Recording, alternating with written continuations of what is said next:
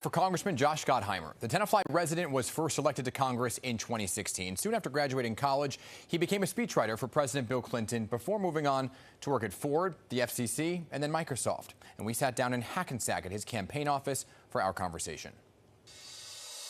Congressman, thanks for being here. Thanks for doing this. Thanks for having me. So let me ask you this first and foremost on the topic of affordability. Yes. At the end of a 4-year term, if you were to win, would taxes be lower? Yes. Okay, how are you going to do it? So I have a tax cut plan at joshforjersey.com, and it's 80 pages or so. You should read it if you can. It's a page turner. The bottom line is I'm going to cut property taxes by nearly 15%. I'm going to give seniors a break, so they get a senior bonus every year. If they turn 70 and stay in Jersey, because I want everyone to be able to afford to stay in Jersey and raise their families in Jersey. I give renters a rebate of $500 a year to help them pay for rents, because our rents are up about 33% over the last 5 years. And as you know, we have the highest property taxes, so we got to help people with these property taxes. And we're giving the middle class a bit of an income tax cut. The biggest thing and that we're having as a challenge right now is that people are leaving because they can't afford to stay in the state. So we've got to fix that. But a mayor is the one who sets the property taxes. So how do you convince a mayor to lower them? The state will reimburse the town, right? So you say, but they still have to do it. You say to the mayor, well, we're going to give reimbursements to people if you pay $10 for your property taxes, and we give you 15% off. The state will reimburse you for that 15% based on your property tax rate. So you will get a property tax cut. We have to. Then ARP just did this survey of seniors in the state of New Jersey. 41% of them say they're considering leaving our state. Number one reason, they can't afford property taxes. Right, so let me break that down. Majority of property tax bill goes to school districts and municipalities, right? 590 school districts, 564 municipalities. So let me ask this in twofold. Yep. Would you mandate a consolidation of school districts? And if you do, what's the number look like? So I'm going to greatly incentivize more efficiencies in the state, things like shared services. To your point, we have more superintendents than mayors in the state of New Jersey, right? And we have a lot of schools where we have a ton of administration and not enough teachers, right? So we've got to figure out a way overall to make the state more efficient. So is that a yes to consolidation? My yes is to incentivize towns if you will get bonuses if you decide to actually use more shared services. Instead of having a clerk, having 5 towns next to each other, each have buildings with clerks, how about maybe sharing a clerk and saving? You're talking about a municipality too, so also consolidate municipalities. No, everything, consolidating the back end of doing more so we can be more efficient as a state.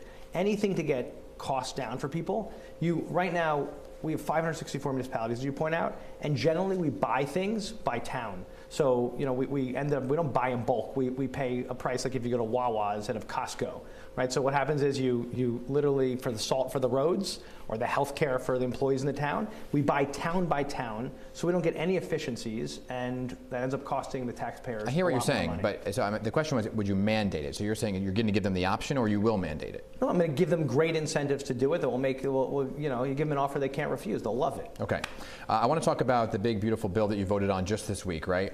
When you look at it, how'd you vote? I'm against it, and it's hardly beautiful. Okay, it was definitely big. So SALT was raised, but it wasn't eliminated. Is it a win or a loss? I think, and now goes to the Senate, and I believe it's going to get cut even more. My position is I bring all of the deduction back, because you should never get taxed twice in the same income. I introduced legislation this week to amend it to say bring the whole thing back. What they did now is just a little bit. And frankly, it's not enough. I don't know why we're negotiating against ourselves. We should bring the whole thing back, and I frankly think that was a huge mistake. If it does go all the way through and it passes in the Senate, right, and you look at things like food programs that are being cut, hospitals, Medicaid, can the state, and will the state under a Gottheimer administration, kind of bring up the safety net to reimburse some of those programs? Well, 2 things. It's a great question. One, the fight's not over. In fact, if you saw, we've been fighting very hard against this, and they already brought down a lot of the things they initially proposed to cut on Medicaid. And for folks who don't know, that means Medicaid is very important to helping seniors with nursing homes, helping children who are hungry. You're talking about school breakfast, school lunch, SNAP, all these hunger programs. So the reason it wasn't beautiful is because it actually is devastating for families, and it goes after the ones who need it, people who need it the most help in Jersey. So I think this fight is far from over. But whatever we're going to do in the end, a good leader deals with the situation, and of course we're going to help people, so we'll adjust and deal with it. But let's see what the facts are. Right now, we've done a very good job in fighting back against what's crushing and bruising to a lot of families. Okay, I want to talk about the topic of transit. We're just coming off the state's first transit strike since 1983. People are very happy that the trains are back up and running. But how do you ensure that the needed infrastructure improvements are actually made, and where are you getting the money to keep trains running on time? Well, it's in the current budget right now. There's resources to invest in fixing New Jersey transit. But you've got challenges, obviously, right? You've still got summers of hell, which we could be going into again. Part of that problem is we use the Amtrak's lines, the rails. They have not kept up and fixed the actual physical rail. So how do you convince Amtrak then? How do you convince we're paying them $200 million a year. You stop paying that. Okay. You don't pay $200 million a year if the product's broken. That's how you convince them to make the necessary infrastructure. Yeah, you say, hey, we're not paying you if you're giving us a shoddy product. Why would we pay you for this? Like, take the money, and why don't you take the money and go fix it? Two, we need more physical rail cars and new buses, right? And some of those have been ordered. We're going to need a lot more. You keep having broken down systems because the stuff's broken, right? It's old, right? You've got to actually fix that. Right, and if the system is broken, you can't charge people. You got to give them reimbursements if their trains are very late, if their trains are delayed. So you've got to massively invest. You need more ferry service, which I'm going to do. You need more bus service. We're going to have a new bus terminal that's going to be up in the next few years, funded in New York, the new Port Authority terminal. Yep. That's going to be very helpful. So we'll have more capacity. The new train tunnel that I helped negotiate and pass, which will allow for more capacity for more trains coming, that'll help people get around. But the bottom line is you can't have a top-rate infrastructure system if in the state of New Jersey if you don't invest in it. Would you keep Chris Calori on as president? Is he doing a good job? I think he's doing a great job. Would you keep him on? Yeah, I think he's doing a great job. All right, from the trains to the air, we're seeing big issues over at Newark Airport, right? So I spoke with Senator Andy Kim, who said that he toured Newark, he toured Philadelphia. He said the earliest we can get additional air traffic controllers is 18 to 24 months. That's at the earliest, right? So a lot of folks are saying surge resources into Newark Airport, but it would take some time. Well, I've had conversations with the Department of Transportation. Let me tell you what I got out of that. Okay. Right. There are two things, right? So you've got a technology. You've got two big problems. One, technology, right? So old stuff, old towers, copper wires. They're already now, at our encouragement, investing to fix some of this stuff up. They got to go very fast. So you have no broadband in a lot of the towers. Yep. So that's one piece. You take the copper wires out, fix some of that stuff, bring in some new technology immediately. The second piece is actually, as you point out, staffing, right? Who's in the towers and getting enough. We are way short. We're about 19 people for the region. You should have 60 air traffic controllers, right? So what can be done now? So you bring in people from outside of New Jersey. He said it's not possible.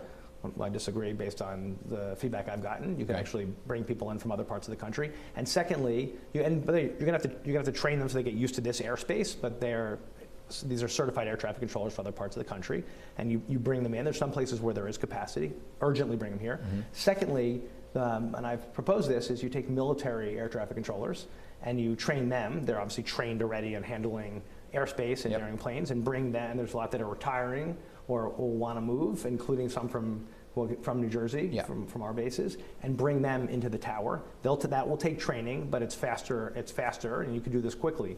The bottom line is you're going to have to do both, and you got to do it really fast. Okay. And in the meantime, we're going to deal with more delays and more canceled flights, and we want everyone to be safe. But I trust Newark Airport, but the bottom line is I don't love the delays at all, and it's very difficult on our people. Okay, I want to talk about what you'd be taking over for after a Murphy administration. He's coming to the end. He's touting some of his accomplishments, legalizing marijuana, paid family leave, raising the minimum wage. But we are seeing more and more support for the Republican Party in the state of New Jersey. So as you are campaigning right now, has Governor Murphy put you in a better or worse position as a Democrat? I think he's done a tremendous amount of good in a lot of places. I think the bottom line is you've got to build on that. The one place that I'm really focused is getting costs down and taxes down. You can't have energy bills, as you know, they're going up 40% in 1 year. That's not acceptable. We're going to need more capacity, more energy. We need an all of the above strategy there. We got to make childcare more affordable, and I'm proposing universal pre-K and all-day kindergarten. So there are places where I think we can make life more affordable for people, and we have to. But did he make it better or worse for you? Because Republican support is actually going up. We saw the gap close with the presidential election. That's a national, by the way. That's a they just had an election, obviously, where there were more people who voted on the other side. That's why they won. But I believe, from a values perspective, and you see what Trump's already done, the damage that he's caused. I believe you're going to see more people wanting to vote Democratic in November when he's raised prices. We're seeing more tariffs today, right? Raised prices, gutting people's retirement savings. People can't afford this. We still have too many people who can't afford New Jersey. So If you follow my plans, we're going to make housing more affordable, make life more affordable for people. That's the answer. But you're right, November is going to be tough. And if anyone thinks it's not going to be tough, it's why you want somebody who's actually, I'm the only Democrat in this race that's ever been a Republican incumbent. A recent poll that we did found New Jerseyans, 53% want the next governor to work with President Trump. 53%,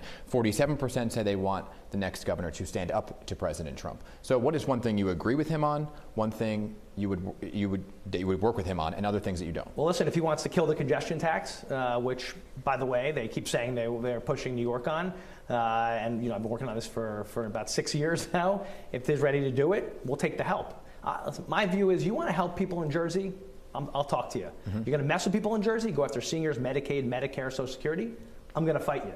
And I think that's what people want, someone who's willing to stand up and fight. But that's the way it is. It's always been the way it is. My signs have always said lower taxes and Jersey values, right? If you're going to raise taxes like he's doing right now with people with these tariffs and screwing people, I'm going to fight you. You mess with Jersey values, reproductive freedom, the environment, Medicare, Medicaid, Social Security, I'm going to fight you, and that's my position. Immigration is one topic that the president feels very strongly on, right? So should New Jersey be a sanctuary state? I think New Jersey should do what it's been doing under this governor, which is saying if you're going to, like Trump has done, if you're going to round up innocent, undocumented people, right, either in the middle of the night in a black bag and ship them out of the country without any rationale, or if you're going to go to churches and schools and Home Depots and round up innocent people in the middle of the night, we should stand there and fight you.